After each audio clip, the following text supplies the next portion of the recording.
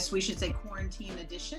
So we're coming to you live again from our respective homes. I've got my sidekick, Miss Whitney Mendoza, with me here. And last week, we put it out to the audience and asked for some topics that they would like to hear about. And so the one we picked today was personal growth during quarantine, which was one of the requests that we had. And I, of course, love that because I'm a total personal growth junkie. But I think what I'm going to say might surprise some of you guys as it relates to should you work on personal growth during quarantine. So Whitney, what have you been doing? I mean, I for sure have been, but what have you yourself been doing in terms of personal growth? Do you think it's something you're embracing, not embracing right now? What you feeling? Yeah, definitely embracing. I think we've talked about in past shows where I'm really trying to get more determined and what's your word? Intentional with my calendaring. And so I've been doing a better job at that. Also reading. I've had a lot more time to read, and so I have been blazing through books. Good. So yeah, those are my two key things, is getting my stuff and then also learning more. Okay. So here, when we talk about personal growth, and I'm going to lump personal and professional growth in together for the sake of this.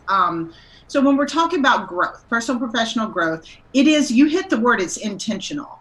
And one of the things here, I'll see people post like, oh, we've got this time, we're at home, it's a great time to, I saw a quote was like, if you don't come out knowing a new language or reading 10 books or whatever, you've wasted time. And I actually really disagree with that, because I feel like from a personal growth standpoint, as much as I'm embracing it, you're embracing it, and I think it's an opportunity for a lot of people, I also want to be mindful that we're not putting undue pressure on people that are home during this time that may have different situations. So, the first thing I say is I think it's a phenomenal time for personal growth for a lot of people. But if you're in a situation at home where you are working double the hours, which a lot of people are, you're trying to homeschool your children, you are worn out at the end of the day, I don't want thinking about personal growth to be just another thing you have to do.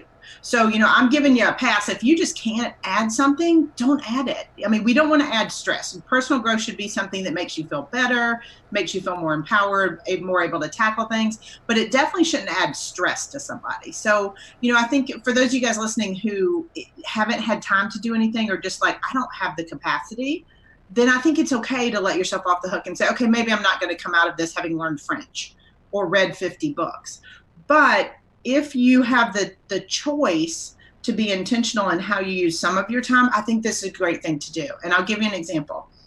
If you come out of this having watched every episode of Tiger King, but have not learned a new skill, not done anything to better especially you business owners. If you're a business owner and you're sitting here complaining about how your business is tanking and how all this is happening, and you've watched all of Tiger King, you've lost the right to complain about your business tanking. So I think it's one of these opportunities where if you're going to embrace personal growth, embrace it. If you've got time to be intentional and spend some time, this is a great time to do it. For me personally, I'm having to shift a lot. All my speaking engagements for that I had booked, the next several are canceled. So we're taking a lot of things online. We're doing a lot more video, stuff like this. So I'm having to learn how to do that. That's all personal growth. And it's been kind of fun too. I have not watched a single episode of Tiger King.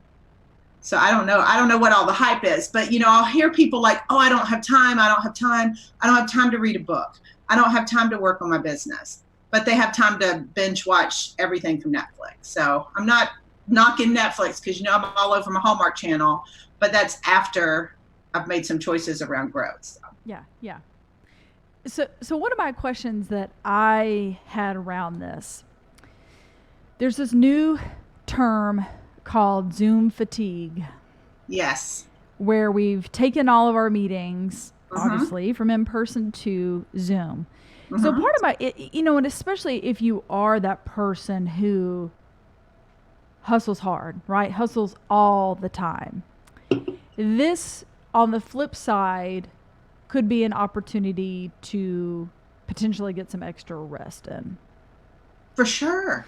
Absolutely. Because I feel like if we are if we were having Zoom fatigue, it feels like we've just basically traded one pain or overburdening task for another. So what are your thoughts on? So let's address Zoom fatigue because I am guilty. I have got Zoom fatigue, and Zoom fatigue for a lot of us it's a new thing. We've never been on this many Zoom calls. So many of us have done Zoom calls before, but not all day, every day. I was telling you before we went on air, like I need to find if my chiropractor's back open because my back hurts so bad. And I think it's because I'm just sitting in this one position and I'm not moving for hours at a time. So the Zoom fatigue can be mental, it can be physical, but remember, Zoom is a choice. I realize with group meetings, we need Zoom, but not all meetings need to be Zoom. A lot of them could be a phone call. And if it's a phone call, you can get up, you can pace around a little bit. So I've actually gotten where not all mine are Zoom anymore. You know, some of mine that I was doing on Zoom just originally just so we could see each other face to face, I've switched and said, hey, why don't we just do a phone call? And a lot of people like that because most people after being home 4, 5, 6 weeks, wherever you are in your quarantine, that we're tired. You know, the other thing I would say is I've started going to bed earlier than I typically do. You know, so it's just, again, it's intentionality around your time is if you know you're going to be worn out by the end of the day, you know, all of us have a point in the day where we're more productive. I'm more creative in the evening, so I tend to do my writing and project work in the evening. But I've started going to bed earlier, so I need to shift that schedule. I need to block it in my schedule where it works because if you're getting fatigued from Zoom, tell people because your clients and your colleagues are seeing that. They totally look at the screen and go, "Ooh, man, she's not looking so great." So I think you've got to understand and recognize that this is a new thing. Because I said this, I think a couple weeks ago on the show. I feel like we're not going back to the same. We're going back to a new normal. So Zoom will become a part of our lives, and for each of us, we need to find that balance as to what we can tolerate and what we can't. So again, just going through social media, someone posted something the other day that I thought was quite humbling and insightful, which was essentially, if you survive this, consider. They started with "if you survive." Yeah. They're really, but Lord, but they get to a good spot because. Whether or not you got sick during this time, if you didn't get sick, then you're probably dealing with some of the other things that we just talked about, right? Like business. You're trying to keep your business open, whatever that means to you. If you're home alone, right? Like that's hard for me to imagine being home alone for 6-8 weeks. Yeah. So he prefaced it with, "If you survive this, consider it your second life." So almost like a rebirth, if you will, or a new beginning. And to me, that means a lot of what we talked about on take this time, if you have it, if you're not in healthcare or something like that, to really decide what, it goes back to Dave's quote, what you want to rush back to. This is your moment. This is your quiet time. You're breaking the clock, if you will, right. to reset and redefine what you want to rush back to. So I was curious on your thoughts on that too. Well, it is a break for all of us. It's a pause. And, all of us, again, we all look different in our situation right now. Some people are by themselves. Some people have their kids. Some people have very small children that it's difficult to work. Some people are empty nesters, which has a whole nother set of problems. So it's really trying to figure out where your life is now. First and foremost, my advice is you've got to deal with the reality of what you have. If you are having to homeschool your kids, you're having to homeschool your kids. Does it suck on most days? Absolutely. But it's your reality. So you've got to deal with that. So, like I've said before, unless you can proactively do something or are proactively doing something to change it, you've lost the ability and the right to complain about it. So it's your situation. Most of us get in. That's where I feel like phone calls and chats and group texts to friends are helpful because we're all dealing with the same thing. So if homeschool's driving you nuts, jump on a group call or a group text with your friends, send some funny memes back and forth, try to bring humor into it because we're all dealing with it. So that's kind of the first part is understanding and dealing with your reality. It's not going to go away. If I'm a big proponent of controlling the controllables. If there's something in there you can control, then fix it. work on it. If it's not, you have to figure out how to make it work and manage it. But the second part of that is, this is a pause for all of us to figure out what we want to go back to. To Dave Hollis's quote, what part of this new normal do you want to take with you? For many of us, myself included, there are some, I would say activities, people, things like that I'm not rushing to get back to. Not that they're bad or horrible, but it's just like, man, I spent a lot of time on X, Y, or Z, or a lot of time with this person where I think my time would have been better spent elsewhere. So if we can use this pause as an opportunity to figure out intentionally what's for us, what is for us, who is for us, and who do we want to be for. I'm not saying be unkind to anybody at all or just ditch people, but we know what it is that sparks our joy and that lights us up. I always say, if they're not bringing you joy or moving you closer to your goals, they got to go. So use this time to figure that out. I mean, I'm embracing, I've been reading a lot too. I've got my book coming out this summer, so we've been doing a lot of work on that. I'm learning some new skills. I have been learning Italian for a couple years. That's actually the thing I've probably been worse at during quarantine. Say something. Well, I can say grazie mille, which is thank you very much, but nice. I'm laughing at my accent. I've been learning that. So I will say since quarantine, my Italian lessons have gone down because I've shifted and focused. But we've got an opportunity with this pause to figure out, what do we intentionally want to do? I've been doing more with my coach. I've been doing more, kind of working on the mindset and doing more meditation and quiet time and things like that, which for me, if you've met me, there's probably not many quiet times in my world. So I've been trying to, embrace things like that are exciting and bringing me some energy. And my guess is we all have those things that we could do. But it's just a matter of taking a moment, to pause and figure out, all right, what is it that I want to embrace? What is it that I want to bring to me in my new normal? And if you don't have the skill set for it yet, that's where the personal growth can come in and say, hey, you know what? I really need to brush up on this, or I need to get better at this. It could also be really culling your relationships and figuring out intentionally, where am I getting my energy? Where do I want to spend time from? Yeah. So on Facebook, Chris said, embracing now, which... Yeah. So, Chris is all over the personal growth. I think that's a good, we know that. Yeah. And Shelby said same thing, that she's overstimulated from Zoom calls, things like that. Which also made me think. That's a good point, though. I would say, because we have two sets of Zoom calls for most of us now. We have the business Zoom calls that have to do with our work, and we have the personal Zoom calls. Okay? Oh, true. So I want you to think intentionally about this. And Shelby, brought it up when you get overstimulated. The personal Zoom calls are a choice. And I will say, for me, those stress me out more than the business ones. It's not that I don't love the people on the personal Zoom calls, but when you get 12 people on a call, even if it's a birthday call or something fun, and you get 12 people on a call that are talking over each other and don't know how to mute the mic, and it's too much for me. So I've had several where I just throw my picture up and I'm say, hey, I'll be back, and I walk away. So remember, the Zoom calls for business, you've got two choices. Keep them Zoom if you can. If you have an option to switch them to phone call, switch them. Not for all of them, but for some. And then on the personal, if it's draining you, just skip out. Just say, hey, I'm only on for 20 minutes, and then I gotta get going. And that's okay. You get to see everybody's face, but then the fatigue won't set in as much. Yeah. That also made me think back to the personal growth question.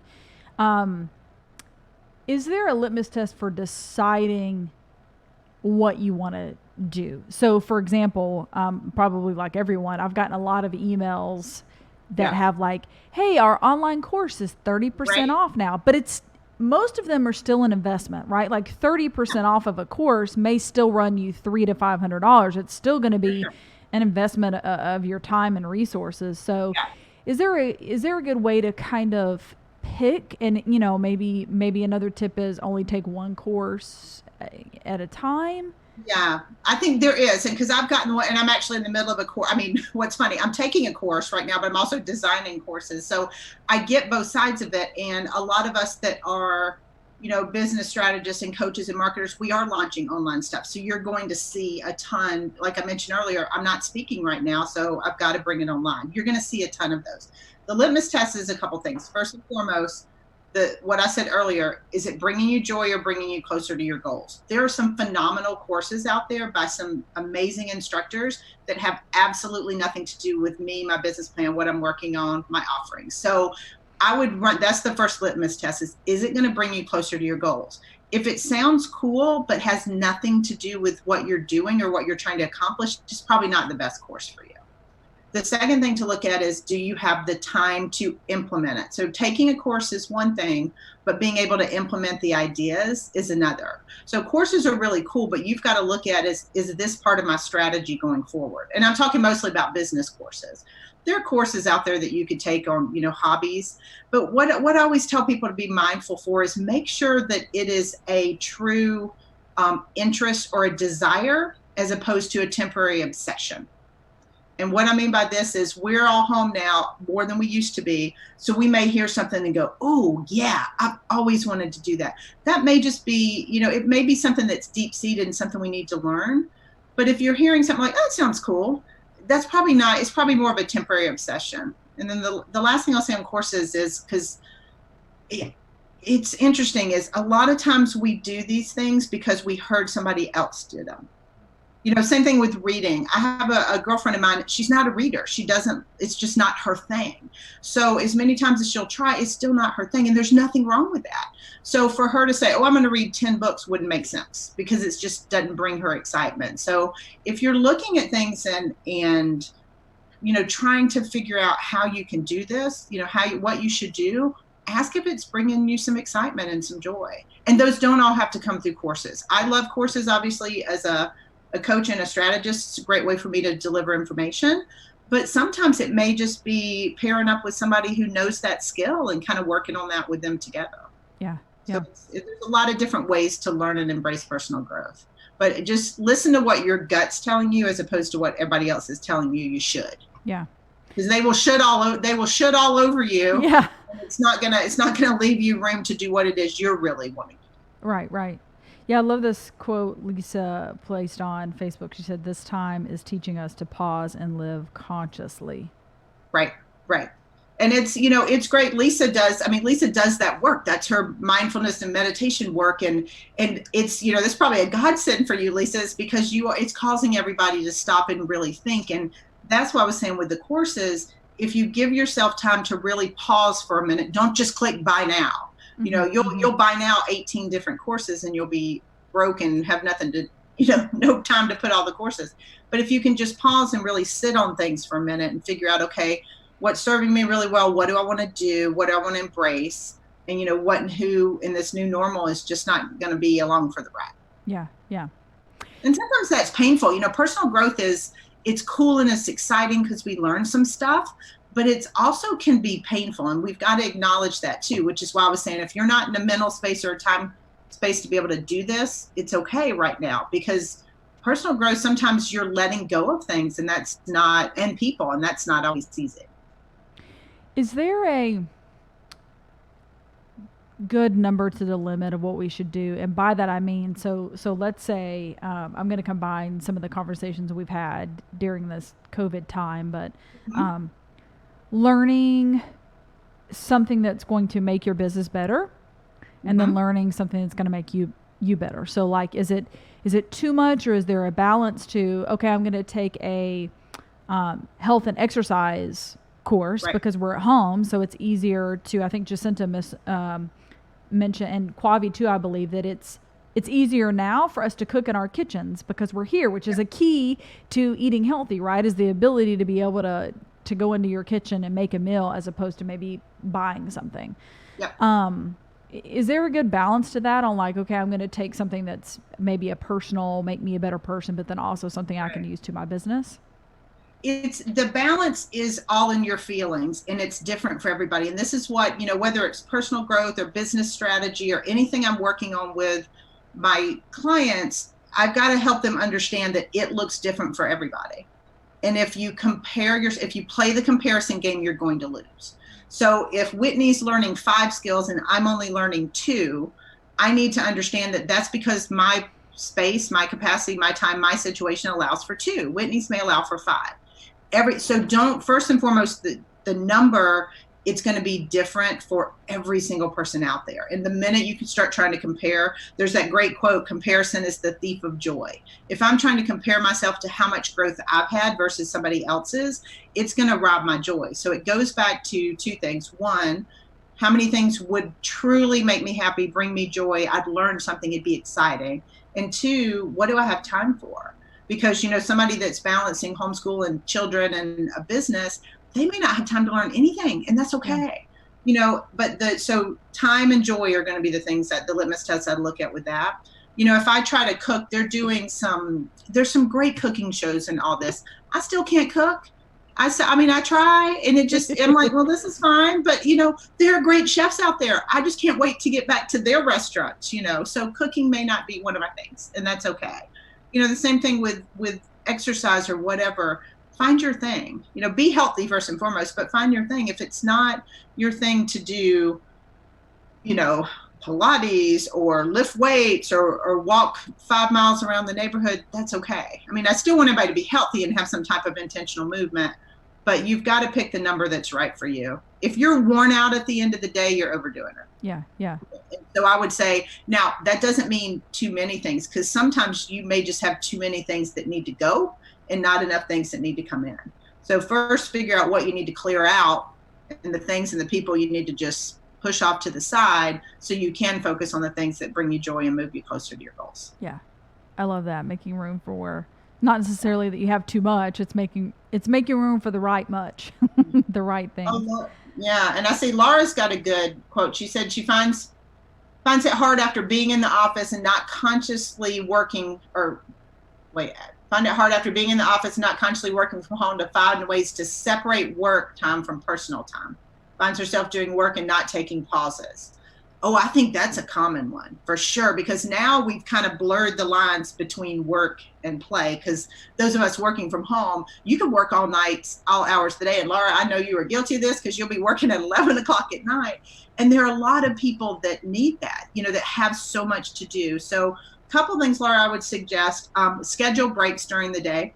I'm a time block person. Anybody that's listening to me knows that. Schedule your break on your calendar, and for you with the line of work you're in, you're an analytical, technical person. Throw it in there and say, okay, if I don't have calls between 4 and 5, I'm going to take 30 minutes and I'm going to take a walk. I'm going to cook a meal. I'm going to do whatever it is that brings some excitement, but just to break up the monotony of the day. You've also got to have some free time that you're not working. And this is the hardest thing to do, working from home. I did it this past weekend. I had my kids this weekend, and I decided I was not going to work at all. And as a business owner, I work every weekend. I always have. And I love what I do, so it's exciting. It's not a chore. But this past weekend, I made an intentional choice. I'm not going to work at all. Didn't even open my computer. And so I hung out and we did stuff with the kids. I worked in the yard, which is why I need to see my chiropractor because my back's killing me. But I took work out of it. So I would say, and it was cool. And I thought I was going to feel stressed by Sunday night. I thought I'd get a case of the Sundays going, oh my gosh, I did nothing, but I didn't. I felt so energized and so relieved. So Laura and everybody else, I would say, if you've got those lines blurred where you're not taking time for you, draw a line in the sand that says, okay, it's 6 o'clock, 7 o'clock, whatever the time is, I'm done. And I'm shutting the computer. I had to physically shut the computer and leave it in my office and shut my office door so I wouldn't be tempted. But there is a time we can all turn it off. Employers are not expecting us to work 24/7. And I tell you, if we do, it's just going to wear you out. You're not going to have time for the good stuff. So you've got to protect your mental energy. I found myself hugely more productive yesterday after taking 2 days to just kind of be.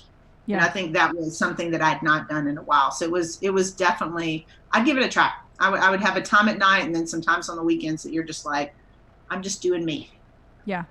I'll share 2 things I've learned from the Kristen Andre book of life and leadership. So I followed. Winnie did actually get to read the book that we have coming out. So she was one of my preview beta readers. So she's got more tidbits, I think, than most. Well, yeah. And just, from conversations we've had and podcasts and things like that. But, I've done that. I've physically have written down, stop, wind down as my note to self to like, okay, it's really time to turn all the things off.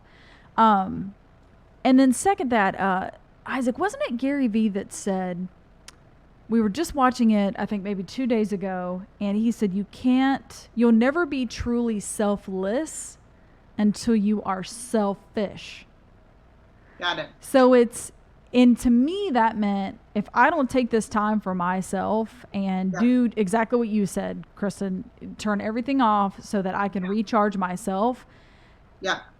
I won't be there for anyone else. Like I even did that a couple of weekends ago where I had read something that came across, and I answered it, and for whatever reason I went back and reread it. And I'm like, that's not what she was asking at all. It was just that I was so bogged down with everything else, and I thought that I was being helpful by answering the question, but then I didn't even answer it right. Where if I would have just taken a break, I would have had better clarity.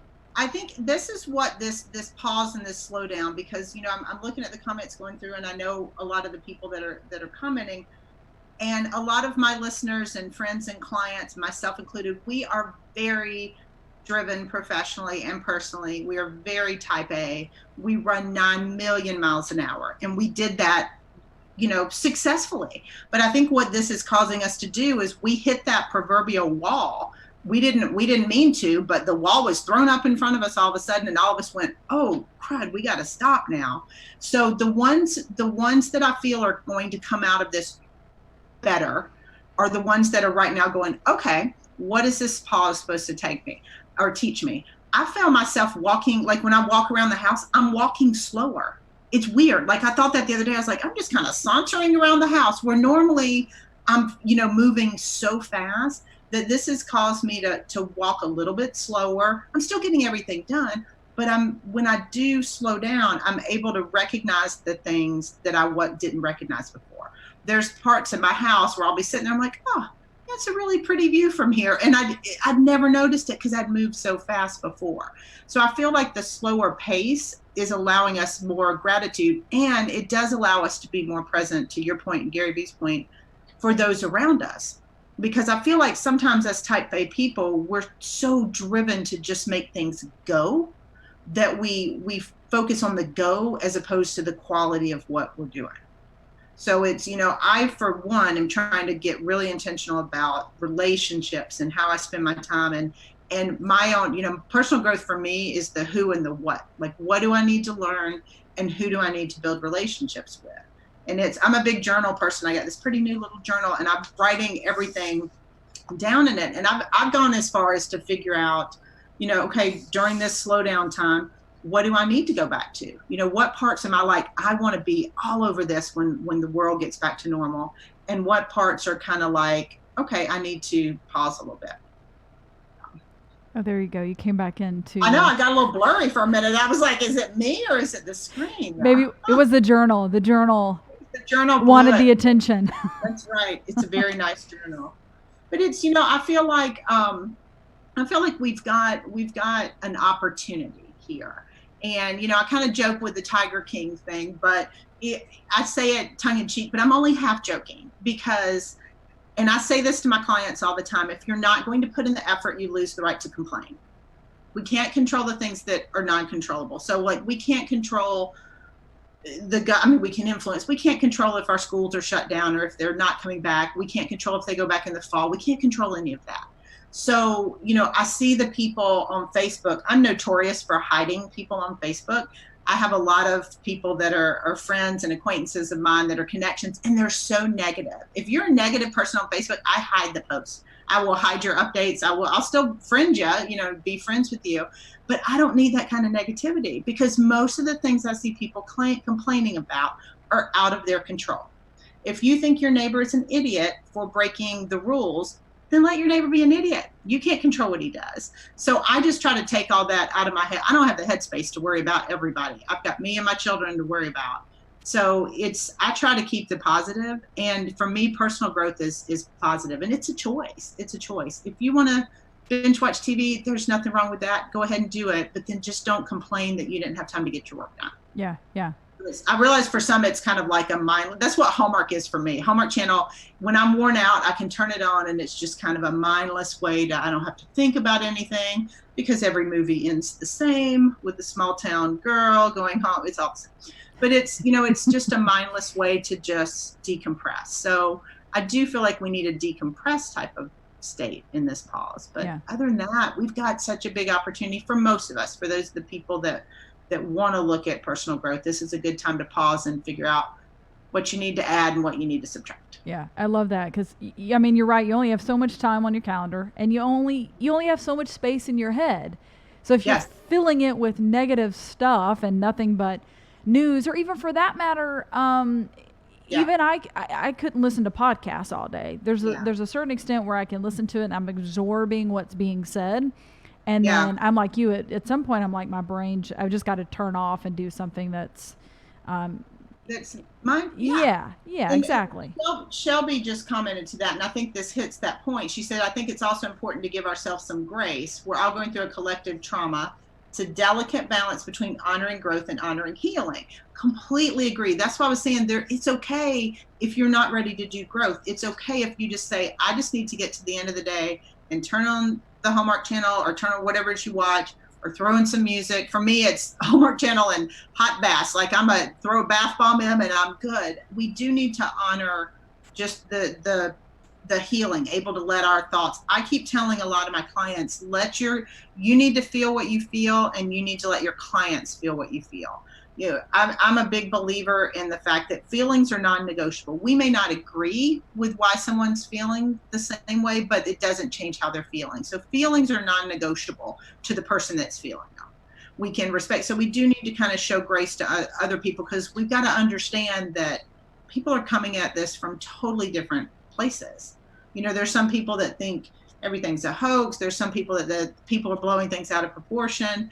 And then there's people like, my ex-husband lost his cousin to this, perfectly healthy, in 24 hours, contracted COVID and passed away. So everybody comes at things from their different space. So Shelby's point, showing some grace to everybody out there right now, which honestly, that's kind of a good practice, regardless of if we're in the middle of a pandemic. Showing grace to everybody is something we should do.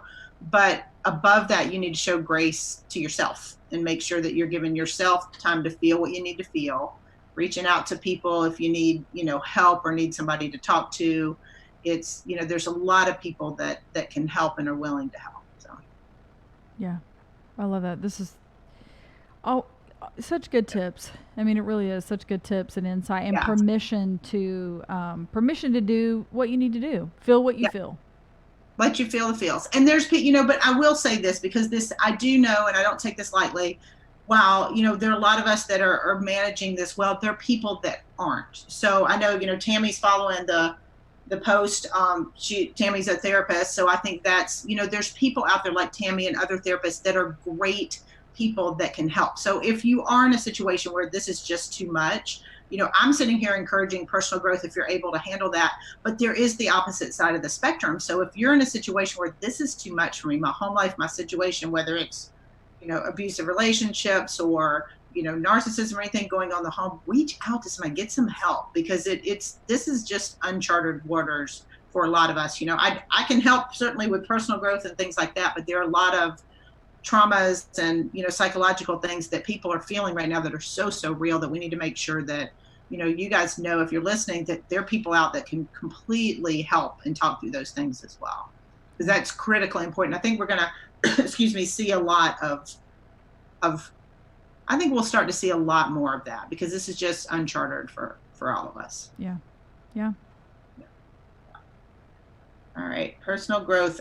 One thing, we had one more comment. Let's see. Christina says, we can find small or big ways to support others and feel a sense of community, like supporting your friends' restaurants, stores, things like that. We've talked about that a ton. I think we should all be doing that, honestly, before this. So if you weren't doing that before, you definitely need to start now. But there's, our little girlfriend group, we're always ordering from people's restaurants and supporting and posting, and we're collectively in this. And I think, part of personal growth is learning how you can share that growth with others, how you can kind of help others grow as well. So I think helping others and supporting friends and small business is a big thing. Yeah.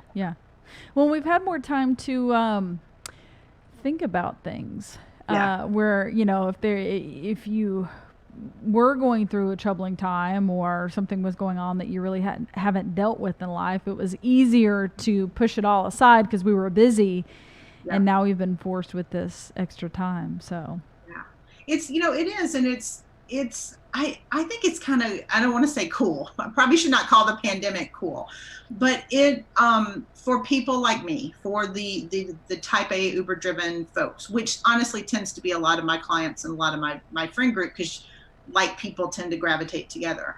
I do feel like it's a time of pause and an opportunity. So whether you're crazy busy and barely hanging on, or you're finding yourself with some extra time where you can really bring in some of this stuff, I want you to view this as an opportunity, first and foremost, from a personal and professional growth standpoint, to figure out what, like I said earlier, what do we need to add and what do we need to subtract? What skill sets, what people, what am I missing? And if you have time to add some, start doing that slowly, but also figure out what do we need to detract. So if it's Zoom calls that are creating fatigue for you, you might need to move some of those Zoom calls. I mean, I've turned down a couple friend Zoom calls just because, like I mentioned earlier, I got to the point where I was like, I can't do this anymore. I can't look at a camera. I can't, be sitting upright in my chair. So really got to get a back foot for this thing. Yeah. Just because you have extra time doesn't mean you have to fill it. Correct. So it's time. I mean, I think that's a great point, because we really want to, I mean, we're so used to going all the time that we're like, oh my gosh, I've got a spare minute, I'm not doing anything. That's where I feel like, that's part of why I like time blocking, because if you look at your calendar, like if you look at like you've seen my calendar, I have a little color-coded electronic calendar. There's a lot of space in there for all of us. There really is, if you really, really look and try to operate in minutes instead of hours. Most Zoom calls don't need to take an hour. If you can accomplish what you need to accomplish with your team in 20 minutes, make the call 20 minutes. Get rid of the chit chat and get off, because we're tired. So I feel like if you can really look strategically and intentionally about where's my time going, and figure out, all right, I need to get more good stuff in there, or I need to get rid of the energy vampires. We've all got the energy vampires, so start to kind of move them. Yeah, I love that. Hopefully it's not your boss or your spouse. Yeah. That would be bad, but right. We have them. Yeah, for sure. Awesome. All right. So I think that's kind of a good, I wanted to kind of go on because this was one of the topics that seemed really popular in people talking about personal growth. So what I would leave you with is this: control the controllables. First and foremost, control the controllables, and figure out during this time of pause, understanding that it's different for everyone, how can you show some grace to yourself and others, while at the same time figuring out what you might need to add and what you might need to subtract to move you closer to your goals. So I think if we can all stay focused on that, if it's bringing you joy and moving you closer to your goals, embrace it. If it's not, time to get it out. So that's what I would leave you guys with. Miss Mendoza, marvelous Miss Mendoza, thank you as always for being with me. Of course. And you guys, if you want to keep commenting on the post, we've got some great topics that people threw in, but if there's any topics you want us to dive into, or any people you think are like, oh my gosh, this person's expert on this topic, let us know, because we'd love to have them on the show. We're going to keep going live on Tuesday mornings, our new time, just so we can bring you guys some good stuff as we start to ease back and phase back into this new normal. So, thank you guys always for being with us, and as always, keep pushing past those limits.